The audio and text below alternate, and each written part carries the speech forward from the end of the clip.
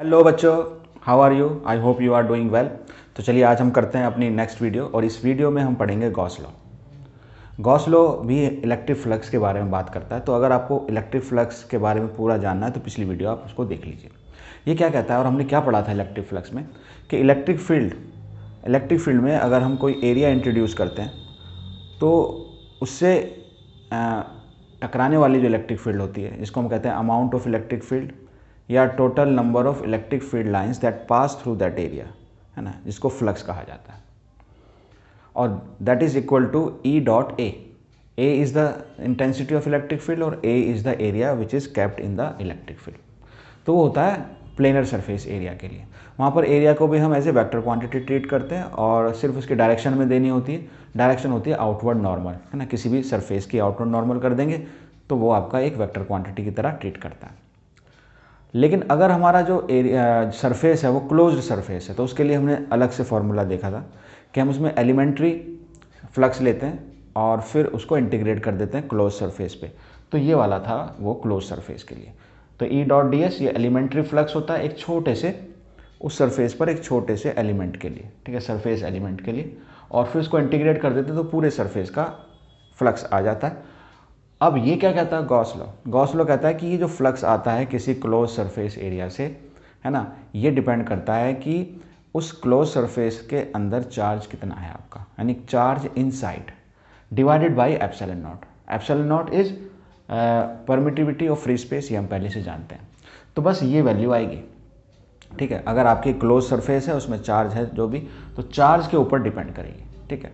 तो ये एक इसको हम प्रूफ भी करेंगे, लेकिन इसकी बहुत इंपॉर्टेंस है इसकी एप्लीकेशन क्या है कि हम इसकी हेल्प से इलेक्ट्रिक फील्ड कैलकुलेट कर सकते हैं डिफरेंट सिचुएशन में अगर आपका जो चार्ज है वो सिमेट्रिकली डिस्ट्रीब्यूटेड है, ठीक है। तो हमें सिर्फ चाहिए होती है एक सरफेस, और वो सरफेस हम खुद अज्यूम करते हैं जिसको हम बोलते हैं गॉसियन सरफेस। तो गॉसियन सरफेस जो होता है वो हमारा जो चार्ज है उसके अकॉर्डिंग हम उसको क्रिएट करेंगे, that is a hypothetical surface. तो पहले एप्लीकेशन को करने से पहले हम इसका प्रूफ करना चाहेंगे कि ये वैल्यू क्यों, है ना, inside charge divide by epsilon not किस तरह से आती है। तो चलिए इसका छोटा सा एक प्रूफ है वो हम कर लेते हैं, और हम इसको करते हैं बहुत ही सिंपल सिचुएशन के लिए, यानी एक हम प्लस चार्ज ले लेते हैं यहाँ पर, ठीक है। तो चलिए एक प्लस चार्ज ले लेते हैं। तो ये अगर आपका है यहाँ पर एक plus charge, this is plus Q, ठीक है, ये हमारा प्लस क्यू चार्ज हो गया। अब इस प्लस क्यू चार्ज से जो इलेक्ट्रिक फील्ड लाइंस होंगी वो क्या होंगी, आउटवर्ड होंगे, रेडियली आउटवर्ड। तो अगर हम इससे इलेक्ट्रिक फील्ड की डायरेक्शन या इलेक्ट्रिक फील्ड लाइंस बनाना चाहें तो वो इस तरह से आएंगी, इस तरह से आएंगी, ठीक है। चारों तरफ कुछ लाइन बनाकर हम इसको शो कर देते हैं। तो ये हो गई, ये लाइन हो गई। तो इस तरह से इलेक्ट्रिक फील्ड लाइंस निकलेंगी यहाँ से। अब आप इसके अंदर कोई एरिया इंट्रोड्यूस कर दें, क्लोज्ड सरफेस एरिया इंट्रोड्यूस कर दें, तो फिर हम उस सरफेस के लिए इसको कैलकुलेट कर पाएंगे इस फॉर्मूले को। तो हम मान लेते हैं कुछ डिस्टेंस के ऊपर, है ना, एक आर डिस्टेंस पर या किसी भी जगह एक पॉइंट ले लेते हैं, ठीक है, और यहाँ से इसको रेडियस मानते हुए, ठीक है, तो यहाँ पर जो इसकी इलेक्ट्रिक फील्ड होगी, तो ये जितनी इलेक्ट्रिक फील्ड यहाँ आ रही है तो इससे इतनी ही दूरी पर अगर हम सभी पॉइंट्स को जोड़ें तो सरफेस बन जाएगी। उस सरफेस को हम बोलेंगे गॉसियन सरफेस, और वो सरफेस होगी आपकी स्फेरिकल। यानी एक प्लस चार्ज से चारों तरफ जब आप जा रहे हैं तो आप इक्वल डिस्टेंस पर जाएंगे तो क्या बनेगा, एक स्फेयर बनेगा। तो हम इसको स्फेयर को इस तरह से दिखा देते हैं, मान लीजिए, ठीक है। This is called your Gaussian surface. और गॉसियन सरफेस किस तरह से है, this is your Gaussian surface, Gaussian surface. तो इस टाइम इस चार्ज के लिए गॉसियन सरफेस है स्फेरिकल, स्फेरिकल, ठीक है। इतनी बात समझ में आ गई। ये एक हाइपोथेटिकल सरफेस है। अब हमें कैलकुलेट करना है इस चार्ज से निकलने वाला जो फ्लक्स है। तो हम क्या करेंगे, इस पूरे सरफेस को लेना हमें। अब ये सरफेस कैसी है, क्लोज्ड सरफेस है, एक प्लेन नहीं है। प्लेन होता तो हम ई डॉट ए लेते हैं, लेकिन अब यहाँ हर जगह पर इलेक्ट्रिक फील्ड की डायरेक्शन चेंज होगी, ठीक है। और दूसरा एरिया वेक्टर जो होगा, जो नॉर्मल जिसको कहते हैं आउटवर्ड नॉर्मल, वो भी हमेशा चेंज होगा। यहाँ पर क्या करेंगे, हम अगेन एक एरिया एलिमेंट कंसिडर करेंगे। तो हम एक एरिया एलिमेंट यहीं पर कंसिडर कर लेते हैं। सपोज ये इतना हिस्सा दिखाते हैं हम इसका, तो ये एक एरिया एलिमेंट हो गया, ठीक है। मान लेते हैं इसका जो सरफेस एरिया है वो है ds, ठीक है। अब किसी भी पॉइंट पर अगर आप नॉर्मल ड्रॉ करेंगे इसके सरफेस पर तो वो नॉर्मल क्या होगा, परपेंडिकुलर टू दैट सरफेस होगा, यानी हर पॉइंट पर वो परपेंडिकुलर आएगा, ठीक है। और वही डायरेक्शन होगी हमारी इलेक्ट्रिक फील्ड की। तो ये जो रेड कलर में आपको इलेक्ट्रिक फील्ड लाइंस दिखाई दे रही है, तो यही आपकी डायरेक्शन होगी। यहाँ पर इस डायरेक्शन ये होगी, यहाँ पर डायरेक्शन ये होगी, हर पॉइंट पर अलग अलग डायरेक्शन होगी। और यहाँ पर आप इस ds का, इस एरिया एलिमेंट का वेक्टर लेंगे तो नॉर्मल ड्रॉ करेंगे, तो वो नॉर्मल भी आपका इसी डायरेक्शन में आएगा। तो यहाँ पर ये एरिया एलिमेंट आ जाएगा ds। तो E और ds इस पॉइंट पर एक ही डायरेक्शन में होंगे। ओके, तो आप किसी भी पॉइंट के ऊपर, इस सरफेस के किसी भी पॉइंट पर आप इलेक्ट्रिक फील्ड की और सरफेस एरिया के नॉर्मल ड्रॉ करोगे तो हर जगह ये वैल्यूज एक ही डायरेक्शन में आएगी, इसकी डायरेक्शन एक ही होगी। यानी यहाँ पर जो थीटा आने वाला होता है, जो थीटा होगा इन दोनों के बीच में, वो हो जाएगा 0 डिग्री, ठीक है। तो इस सिचुएशन में अब ये तो एक एरिया एलिमेंट हो गया, एलिमेंट्री फ्लक्स यहाँ पर निकाल सकते हैं। तो एलिमेंट्री फ्लक्स कितना हो जाएगा, देखिए एलिमेंट्री फ्लक्स मतलब छोटे से एरिया के लिए, तो वो हो जाएगा छोटा सा d फाई, ओके। और ये हो जाएगा आपका E डॉट ds, ये होगा छोटा सा। अब मुझे चाहिए पूरा फाई चाहिए, तो टोटल फ्लक्स निकालेंगे, टोटल फ्लक्स। तो ये हम पहले ही समझ चुके हैं, जो फॉर्मूला हमारा फाई का आता है, दैट इज पूरी सरफेस के लिए। तो क्लोज सरफेस के लिए हम सर्कल लगाते हैं और यहाँ s भी लिख देते हैं, और ये हो गया आपका E डॉट ds। तो इसको तो हमें प्रूफ करना है कि देखते हैं कि क्या ये Q inside upon epsilon not आएगा कि नहीं आएगा। अब ये जो इलेक्ट्रिक फील्ड है वो उस पॉइंट के ऊपर, और सपोज यहाँ से इसकी जो डिस्टेंस है चार्ज से, वो है r, ठीक है।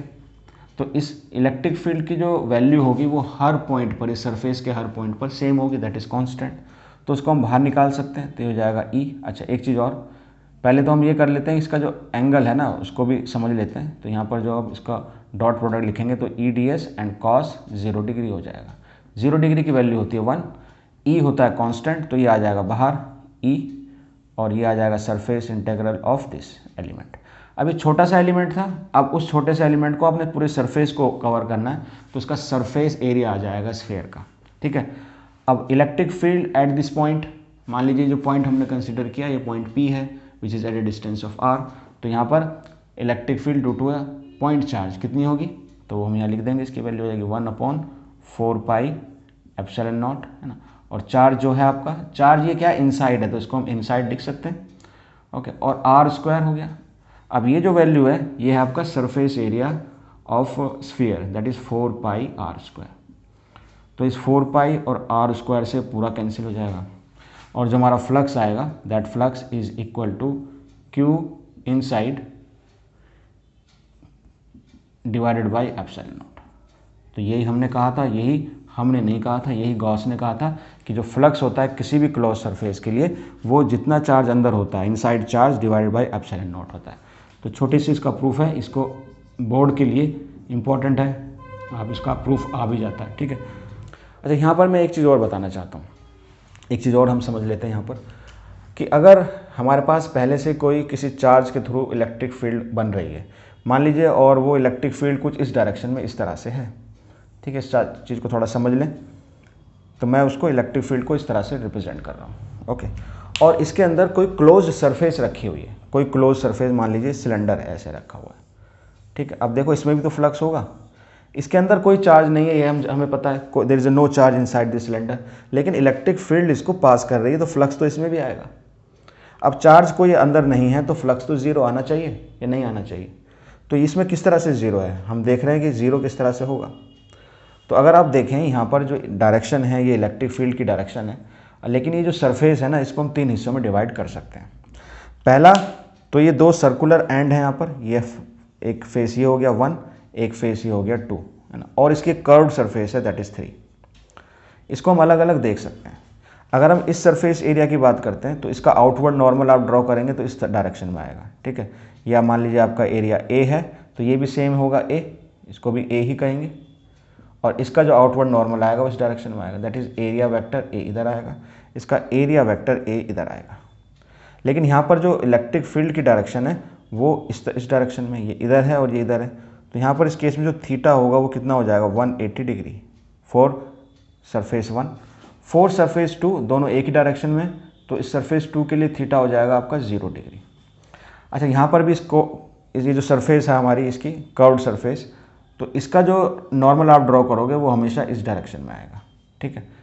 तो इसकी और इलेक्ट्रिक फील्ड के अंदर यहाँ पर थीटा की वैल्यू हो जाएगी 90 डिग्री। तो 3 केसेस आएंगे, तो इसका फ्लक्स और इस कर्व सरफेस का फ्लक्स, इसका हो जाएगा टोटल फ्लक्स।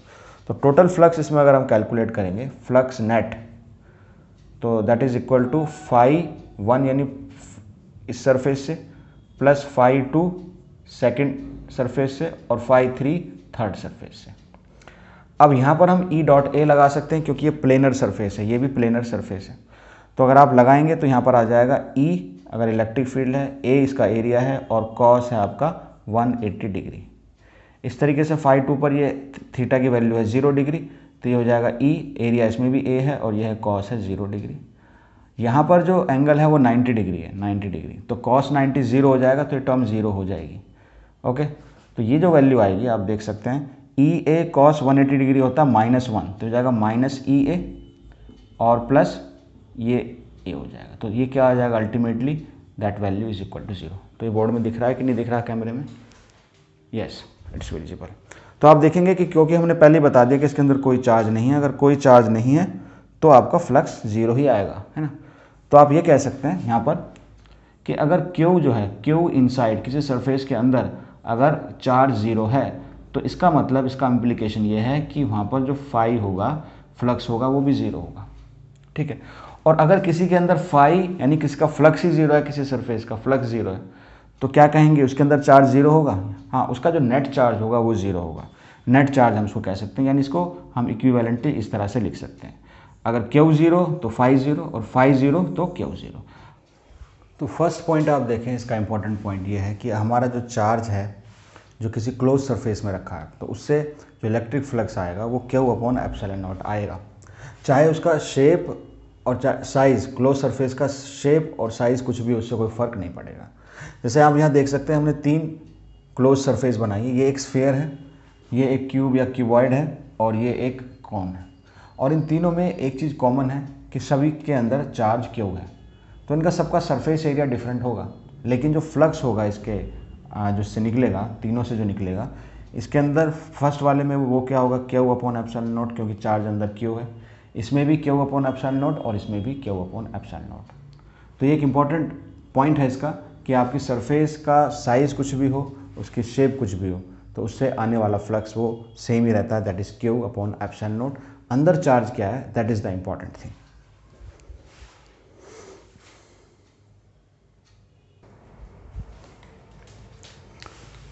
अब हम बात करते हैं सेकंड पॉइंट की।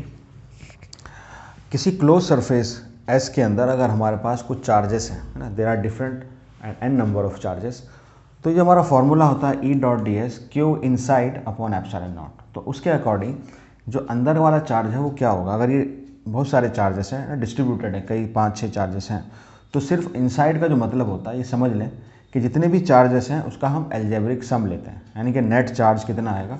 तो इस क्लोज सरफेस के अकॉर्डिंग, इस क्लोज सरफेस के अंदर अगर आप देखेंगे तो Q1 Q2 इन सबको हम ऐड करेंगे, that is Q1 plus Q2, और ये चार्ज है आपका माइनस में, दैट इज़ Q-3, और ये प्लस Q4। तो ये हो जाएगा हमारा charge inside, and this is constant, तो ये तो आपकी वैल्यू रहेगी ε0, है ना, परमिटिविटी ऑफ फ्री स्पेस। तो जो भी चार्जेस होंगे तो उसको सबको आप एल्जेब्रिक सम लेंगे, जो प्लस है वो प्लस में और जो माइनस है वो माइनस में लिया जाएगा।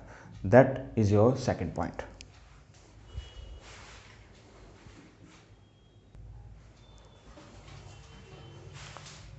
अब चलिए अब हम बात करते हैं थर्ड पॉइंट की। थर्ड पॉइंट क्या कहता है, गॉस लॉ के अंदर हमें मालूम है जो फ्लक्स है दैट इज़ Q inside/ε0 होता है, जहाँ पर जो ये E और .ds यानी ये होता है हमारा इलेक्ट्रिक फील्ड। तो हमने Q इनसाइड के बारे में समझ लिया, लेकिन मान लीजिए कि हमारी सिचुएशन कुछ इस तरह से है जहाँ पर अब चार्ज का डिस्ट्रीब्यूशन कुछ तो सरफेस, क्लोज सरफेस के अंदर है और कुछ क्लोज सरफेस के बाहर है। तो अगर हमारे पास अंदर और बाहर दोनों चार्जेस दिए हुए हैं, उस टाइम पर हमारा जो Q इनसाइड है वो सिर्फ इन 3 चार्जेस का सम होगा, that is Q1 plus minus Q2 and Q3। यानी ये हमारा जो चार्ज है यहाँ पर जो लिखा हुआ है Q इनसाइड, वो क्या होगा, तो Q inside in this case will be Q1 minus Q2 plus Q3 होगा, ठीक है। इस बात का हम ध्यान रखेंगे, इसमें Q4 और Q5 का कोई भी रोल नहीं होगा। दूसरी इंपॉर्टेंट बात यहाँ पर यह है कि जब हम यहाँ पर इलेक्ट्रिक फील्ड लेंगे तो वो इलेक्ट्रिक फील्ड दिस टाइम, क्योंकि यहाँ सभी चार्जेस इलेक्ट्रिक फील्ड क्रिएट कर रहे हैं, ठीक, ये अंदर वाले चार्ज भी और बाहर वाले चार्ज भी। तो यहाँ पर जो लेफ्ट साइड में जो इलेक्ट्रिक फील्ड होगा, ये इलेक्ट्रिक फील्ड सिर्फ अंदर वाले चार्जेस की वजह से नहीं होगा, इसके अंदर सारे चार्ज आएंगे। This electric field is due to all charges, that is Q1 plus Q2, sorry ये माइनस में तो इसको माइनस में ही लेंगे, minus Q2 plus Q3 plus Q4 and plus Q5। तो इलेक्ट्रिक फील्ड के अंदर सभी चार्जेस रोल प्ले करेंगे, whether it is inside the close surface और आउटसाइड द क्लोज सरफेस। लेकिन क्यों इनसाइड में सिर्फ हम इनसाइड चार्जेस की बात ही करते हैं। फोर्थ पॉइंट है वो ये कहता है कि गॉसियन सरफेस जब हम बनाते हैं तो हम इस बात का ध्यान रखें कि हमारे पास डिस्क्रीट चार्जेस हैं अगर, तो वो किसी चार्ज से पास नहीं करना चाहिए, क्योंकि अगर ऐसा होगा तो हम इलेक्ट्रिक फील्ड कैलकुलेट नहीं कर सकते। क्यों? क्योंकि पॉइंट पर जहाँ पर चार्ज है वहाँ पर इलेक्ट्रिक फील्ड डिफाइन ही नहीं होता, अपनी जगह पर इलेक्ट्रिक फील्ड डिफाइन नहीं होता। उसका फॉर्मूला भी जैसा होता है 1/4πε0 Q/r²। अगर r आपका 0 हो गया तो आप डिफाइन नहीं कर सकते इलेक्ट्रिक फील्ड। लेकिन अगर आपका कंटिन्यूस चार्ज है तो वहाँ से आपका ये गॉसियन सरफेस पास हो सकते हैं, लेकिन डिस्क्रीट चार्ज से पास नहीं कर सकते। इसका जो यूज़फुल है, ये जो इसको यूज़फुल यानी इसकी एप्लीकेशन को हम यूज़ तब कर पाते हैं, इसको अप्लाई तब कर पाते हैं जब हमारे जो चार्जेस हैं वो सिमेट्रिकली डिस्ट्रीब्यूटेड हों, तभी हम एक गॉसियन सरफेस ले सकते हैं। और लास्ट छोटा सा एक पॉइंट ये है कि इसके अंदर जो इलेक्ट्रिक फील्ड इन्वॉल्व होती हैं वो इन्वर्स स्क्वायर लॉ को ओबे करती हैं। तो जैसे हमने देखा इलेक्ट्रिक फील्ड है वो इन्वर्स स्क्वायर लॉ को ओबे करती है, तो इस केस में आती है। इसके अलावा आगे हम पढ़ेंगे मैग्नेटिक फील्ड, वो भी इन्वर्स स्क्वायर लॉ को ओबे करती है, तो उसके लिए भी हम फ्लक्स निकाल सकते हैं जिसको हम बोलते हैं मैग्नेटिक फ्लक्स। तो हम आने वाली चैप्टर जब आएगा तब उसके बारे में बात करेंगे। तो आई होप आज की वीडियो आपको समझ आई होगी, आपको हेल्प मिली होगी, और इस तरह की और वीडियो को देखने के लिए आप हमारे इस चैनल को सब्सक्राइब तो करें, साथ साथ इस वीडियो को शेयर भी करें और लाइक ज़रूर करें, ठीक है। आपका लाइक करने में, शेयर करने में कोई चार्ज नहीं लगता, लेकिन अगर आपका ये सपोर्ट रहा तो ये जो वीडियोज़ हैं उन लोगों को हेल्प कर पाएंगी जहाँ पर और जिनको इसकी रिक्वायरमेंट है। तो इस चीज़ को आगे बढ़ाने में आप हेल्प कर सकते हैं जस्ट बाय शेयरिंग, है ना, liking this video and subscribing my channel. Thank you for watching.